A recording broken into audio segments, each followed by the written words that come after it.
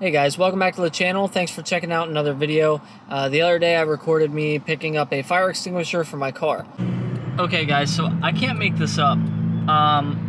After I got injured at work and I got second and third degree burns on my hands and face, it kind of gave me, I don't know, like I wouldn't call it PTSD, but I do have, there's just times where I'm like really like sketched out about something. I just get those times where I just have like a bad dream about, you know, what happened. And so last night I literally had a dream that my car caught on fire. And in this dream I had a house and everything else, and the car caught on fire and it burnt the house down, and it was a really bad dream. I got up this morning and I just kept swearing that I could smell something burning all day long, and like it was just bugging me. So I'm like, you know what, I'm gonna go to Walmart today. I'm gonna buy a fire extinguisher for the car. I had one in all my cars, and I don't have one in this yet. And I pull into Walmart to get the fire extinguisher for my car. I'm not making this up. I'm literally getting here as the fire department just put out this car fire on this, it looks like a Chevy, maybe like a Suburban or something, a newer Suburban, I can't tell, but I literally rolled up and I smelt that smell again and was like, oh, why do I keep smelling that all day long? And then I literally see them spraying water on this freaking car. I fully believe every modified car should have one. I've actually had two of my personal cars catch on fire already. One of them was a GST Spider Eclipse that I had.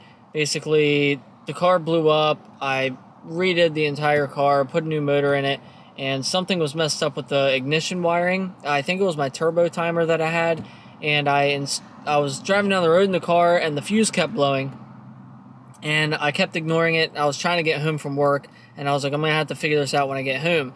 And I ended up putting a slightly larger fuse in, and that was really not a smart idea. I think I was just 17 at the time, so I had experience with cars, but not a whole lot, and I was still learning a lot.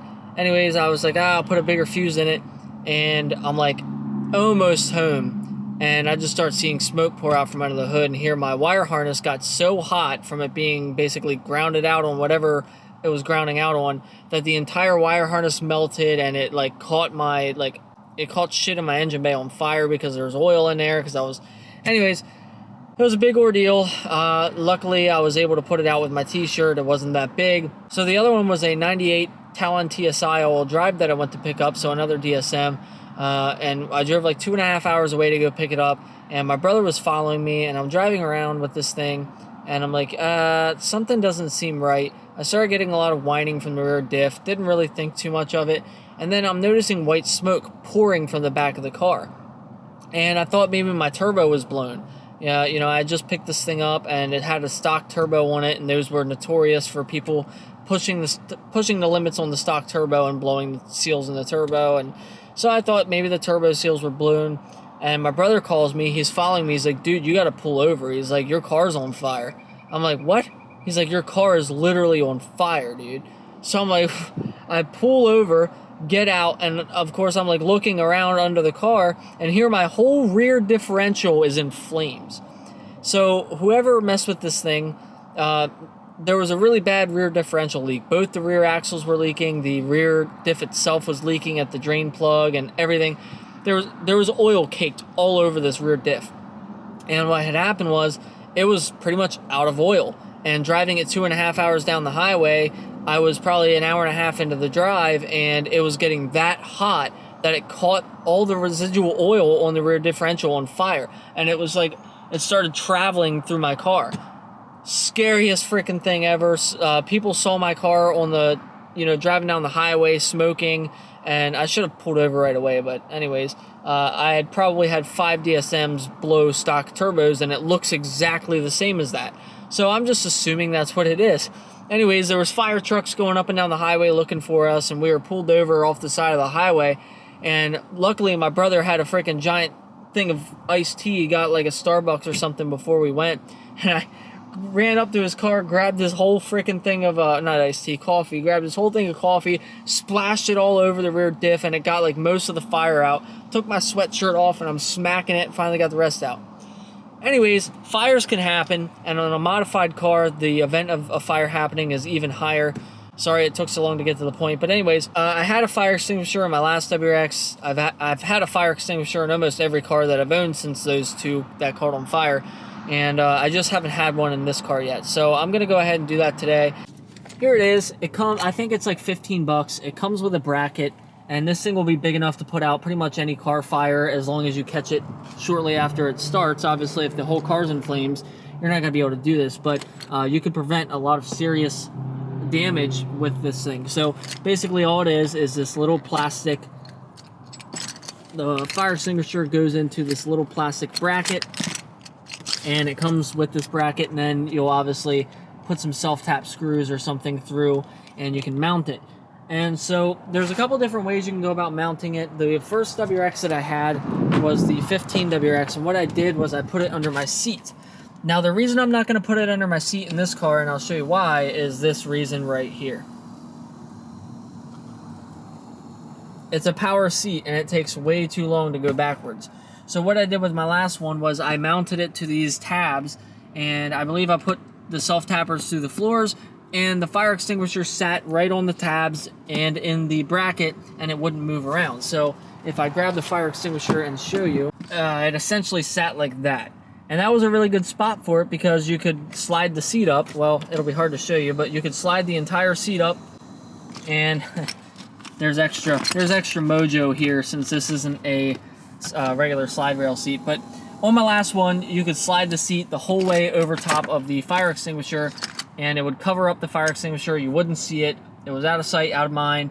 But if I ever needed it, it was literally right there. All I had to do is grab the bar, slide the seat back really quick, and grab it. And now I can't obviously do that with this power seat. So I'm going to have to find another way to mount this. And I thought, you know what, I could put it in the trunk. But if it's an electrical fire for some reason and I can't get to the trunk of the vehicle, you know, I literally have to pull the rear seat down and climb into the trunk to get it. And so I don't want to be stuck in that situation. If it's ever an electrical fire and something shorts out, odds are I'm not going to be able to get into the trunk because it'll probably short out everything. And so what I'm going to do is, I think what I'm going to do, now the only bad thing is it's going to limit the movement of the seat.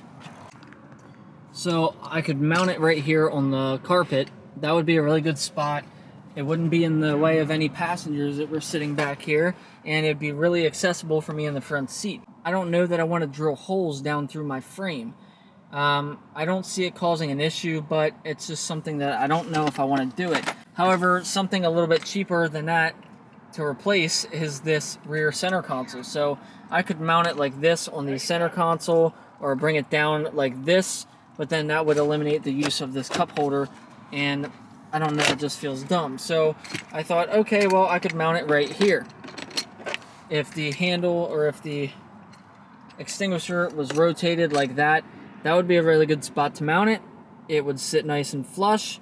And the only thing that I'd have an issue with is if I ever had to recline my seat the whole way back, which I don't see ever being a problem. So I think this is where I'm going to mount it. It'll be easily accessible for me as the driver, and it'll be out of the way of the passengers in the back seat. Okay, now this is going to be interesting. And again, I'm going to try and figure out exactly where I want this real quick before I actually go ahead and put the screws through, but we should be okay. It's not like a life-changing decision here.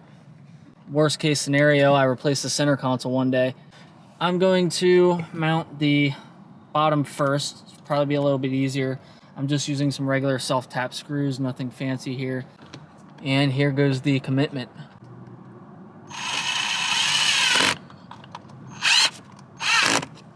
Alright, now I'm going to grab the top one, put that one through. Okay, that's in there pretty solid. I don't think it's going anywhere, but I may put one more down through the center.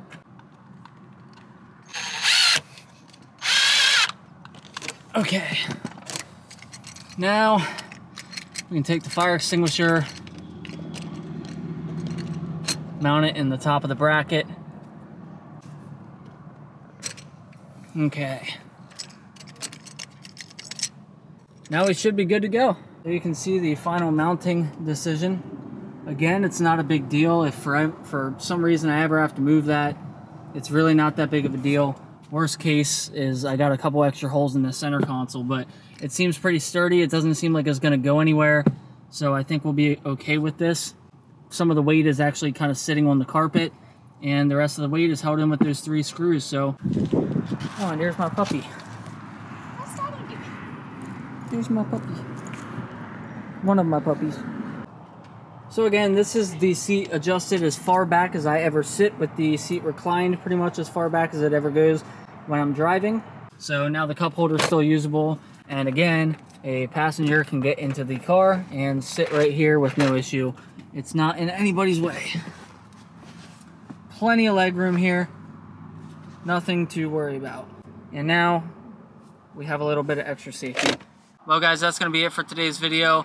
Please consider doing this in your car. Even if you keep it in the glove box, wherever you have it, it's always going to be good to have one in the car. You never know, especially if you go to track days and stuff like that. You know, you never know when something's going to happen. You know, you could have your car wired perfectly right, everything's fine, and something factory could fail. Like the car I saw the other day in the Walmart parking lot. That was a completely factory car by the looks of it. Even if you don't need it, someone may need it, you know? If I would have pulled into that parking lot and that person was there with their car on fire and I got there just in time, I could have put it out, you know, and saved them a huge insurance claim. And it's just nice. You never know when you're gonna need it.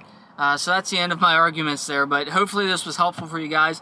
If you have a WRX or STI and we're considering doing a fire extinguisher, this will give you a couple little options of where I thought about mounting it, and you could mount it as well. Again, you could always, something this small, you could always throw it in the glove box too. I just opted not to throw it in the glove box just because if it does move around and makes a bunch of noise, it'll drive me nuts. But anyways guys, that's going to be it for today's video. Thanks for watching, and I'll see you in the next one.